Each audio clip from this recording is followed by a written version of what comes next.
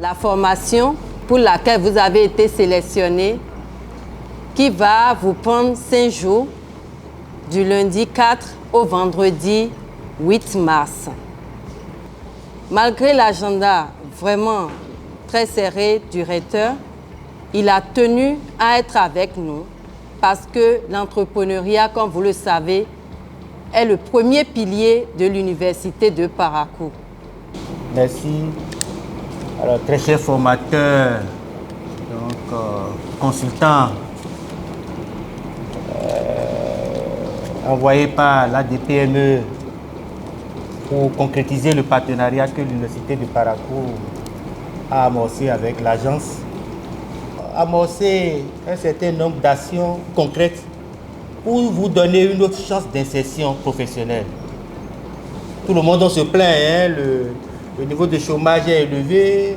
Le gouvernement fait ce qu'il peut, mais les centres qui forment ont une responsabilité plus forte que les gouvernants. Ceux qui forment, généralement, ils forment au chômage. Ils donnent les éléments, donc les ressources à l'État, mais ce n'est pas des ressources pour le vrai développement. Parce que le tissu économique, comme vous le savez, a une faible capacité d'absorption par rapport au flux, par rapport à l'effectif qui sort de nos universités. Si nous sommes des éducateurs, donc des centres universitaires responsables, c'est de montrer à nos enfants que le plan A, pour lequel le système a toujours fonctionné, ce que je venais de dire, si je suis en position de venir vers vous, les jeunes honneurs de venir très respectueusement, ce plan A présente très peu d'issues. Et donc nous avons cette responsabilité d'aider l'État autrement en formant ceux qui animent l'économie. Ceux qui sont les influents, ce n'est pas forcément ceux qui sont dans les bureaux. Hein. Ceux qui détiennent le pouvoir économique, ce sont ceux-là qui déterminent l'avenir du monde. Et l'équipe électorale s'est donné comme première priorité de sa gouvernance, devenir une entreprise, une université d'entrepreneurs et de métiers. Vous devez pouvoir dépasser les présidents talents de demain. Amen. Ils n'ont peut-être pas eu votre chance en termes de formation, en termes donc de préparation aux défis de la gestion de l'entreprise, mais ils ont excellé et on est fiers d'eux. Donc si vous avez pris par cette voie, si vous avez ces opportunités de formation au niveau des centres de métiers, de formation au niveau du centre de formation et de d'évaluation des déchets,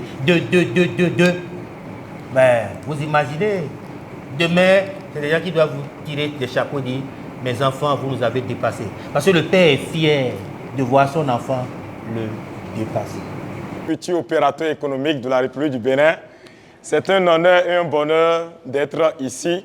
Et je voudrais, en accord avec vous, que nous puissions applaudir pour saluer l'initiative et la présence des autorités ici présentes.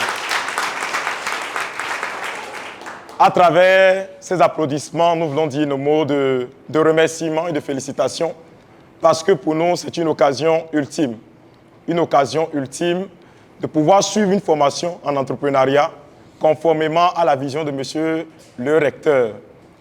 Je veux surtout rappeler que le recteur a inscrit son projet sur 4 points et pouvoir rassurer et confirmer qu'aujourd'hui, effectivement, en tant qu'étudiant alumni, il y a ces 4 points qui sont mis à l'œuvre. J'aimerais qu'on puisse applaudir pour monsieur le recteur. Et lui dire que nous sommes très reconnaissants et que par cette reconnaissance, dans 15 ans, dans 10 ans, dans 20 ans, nous serons comptés parmi les grands opérateurs économiques de ce pays. Monsieur le recteur, tout au long de ces jours, nous avons suivi avec beaucoup d'assiduité, beaucoup de discipline, ce qui s'est enseigné parce que, en phase et efficacement avec nos ambitions. Nous sommes venus hier à notre grand étonnement, nous avons eu des kits, de grands kits auxquels on ne s'attendait pas. Nous avons déjeuné, et il ne faut pas le mettre, et nous avons appris d'hier à aujourd'hui certaines notions clés. La collègue l'a déjà dit, mais hier nous avons retenu 3 choses essentielles. Les principes de base, d'abord par rapport à notre formation. Pourquoi entreprendre et les qualités d'un bon entrepreneur. Dans Pourquoi entreprendre, monsieur le recteur nous a appris ici ce qui doit pouvoir motiver la détermination de chacun. Parce que l'entreprise part d'une idée. Et cette idée, elle est d'abord motivée par un facteur.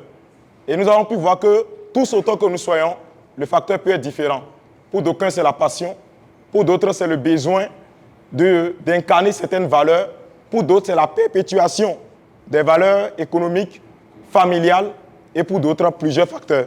Cela nous a permis d'être structurés, de savoir qu'est-ce qui nous motive à venir entreprendre. Sur les qualités d'un bon entrepreneur, on a pu retenir essentiellement 3 catégories de qualités. On ne peut pas être un bon entrepreneur sans avoir des qualités de vie, des qualités de leader et des qualités techniques. Les formateurs nous ont enseigné qu'il était important que chacun puisse s'informer et se former dans son domaine. Que je sois dans l'agro-business, dans l'agroalimentaire, que je sois dans la gestion des déchets, je dois avoir des compétences techniques me permettant d'être le meilleur dans mon domaine. Mais ces compétences ne suffisent pas. À côté du savoir-faire, il faut le savoir-être. Les qualités de leader en ayant une vision, en étant persévérant, en n'étant pas toujours absolutiste, mais en étant, si vous voulez, parfois flexible.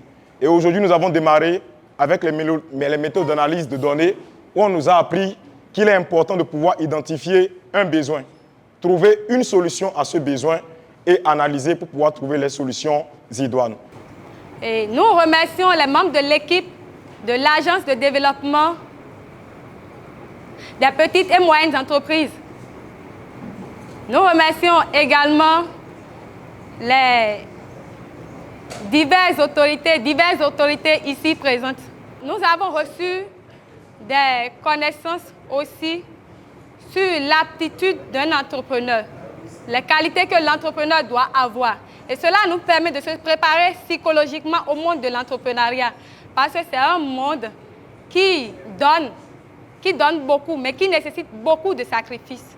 Et de ces aptitudes qu'un entrepreneur doit avoir, j'ai retenu essentiellement la persévérance et la prise de risque. L'entrepreneur ne doit pas attendre avant d'agir. C'est vrai, il doit bien calculer les risques, mais il ne doit pas trop prendre du temps. Et il doit être persévérant aussi. Je vous remercie.